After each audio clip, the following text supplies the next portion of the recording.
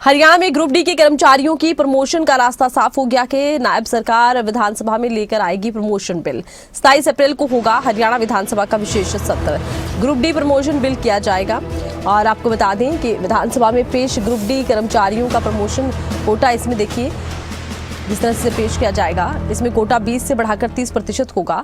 सरकार group D कर्मचारियों को देगी प्रमोशन का तोहफा। कॉमन कैडर ग्रुप डी कर्मचारियों के लिए स्पष्ट होंगे प्रमोशन के नियम।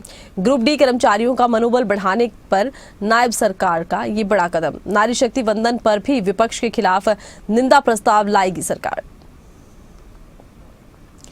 और ज्यादा जानकारी के लिए खबरें अभी तक स्टेट हेड जितेंद्र चौधरी का रुख करते हैं। जितेंद्र, कैबिनेट की बैठक हुई और कुछ महत्वपूर्ण फैसले लिए गए। एक तो देखिए ग्रुप डी के जो तमाम कर्मचारी हैं उनके लिए रास्ता साफ किया गया है और दूसरा है एक निंदा प्रस्ताव की तैयारी है। क्या कुछ जानकारी?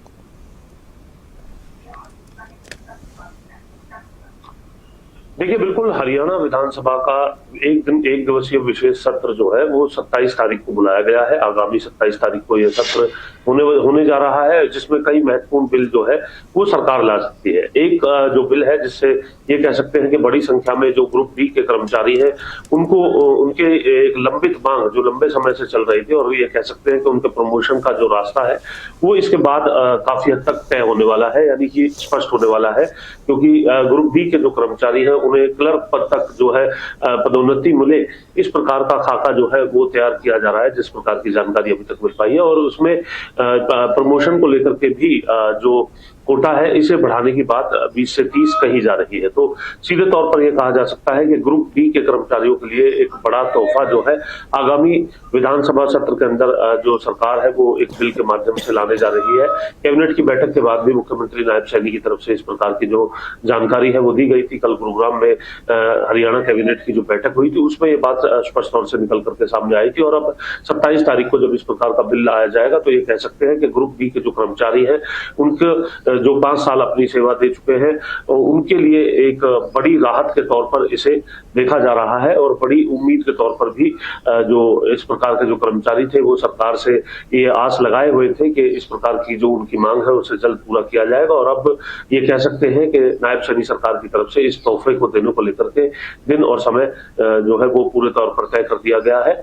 और इसी के साथ साथ नारी शक्ति वंदन को लेकर के प्रमुख तौर से ये विशेष सत्र जो है वो बुलाया जा रहा है, जिस प्रकार की जानकारी हमें मिल पाई है। क्योंकि हमने देखा कि संसद के अंदर इस बिल को जो है लाने को लेकर के किस प्रकार की जो नंबर ये कह सकते हैं कि वो पक्ष में जो सत्ता पक्ष है उसके पास नहीं आ पाए और ये बिल गिरते हुए नजर आया था, जिसके बाद से लगातार प्रेस कॉन्फ्रेंसेस के माध्यम से भी और अलग अलग तरीके से अलग अलग मंचों के माध्यम से भी भाजपा के जो नेता है वो कांग्रेस को विपक्ष को घेरते हुए नजर आ रहे हैं और ये कहते हुए नजर आ रहे हैं कि नारी के सम्मान को लेकर के किस प्रकार से जो विपक्ष है वो आज जो है अपनी एक मानसिकता को दर्शाने का काम कर रहा है। वहीं विपक्ष का ये कहना है कि इस बिल की आड़ के अंदर जो है जो सत्ता पक्ष है उसकी मंशा कुछ और थी और जिस प्रकार से परिसीमन होना है, आने वाले समय में आरक्षित सीटों का जो बंटवारा होना है उस पर इसका पूरे तौर पर असर पड़ते हुए नजर आता और आरक्षण से छेड़छाड़ जो है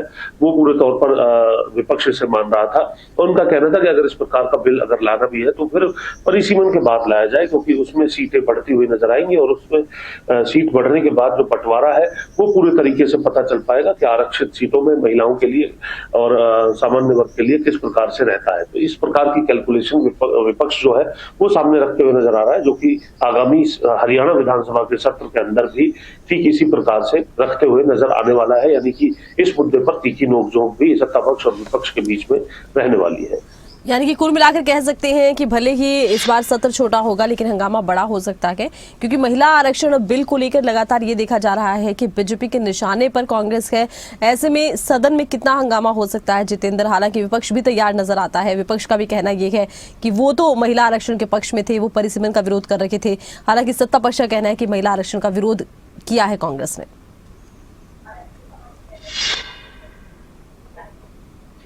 देखिए, बिल्कुल एक बात स्पष्ट तौर से कही जा सकती है कि मौजूदा केंद्र के अंदर जो सरकार है, उस सरकार की तरफ से इस प्रकार का बिल लाया जाता है, वो बिल सिरे नहीं चढ़ पाता है।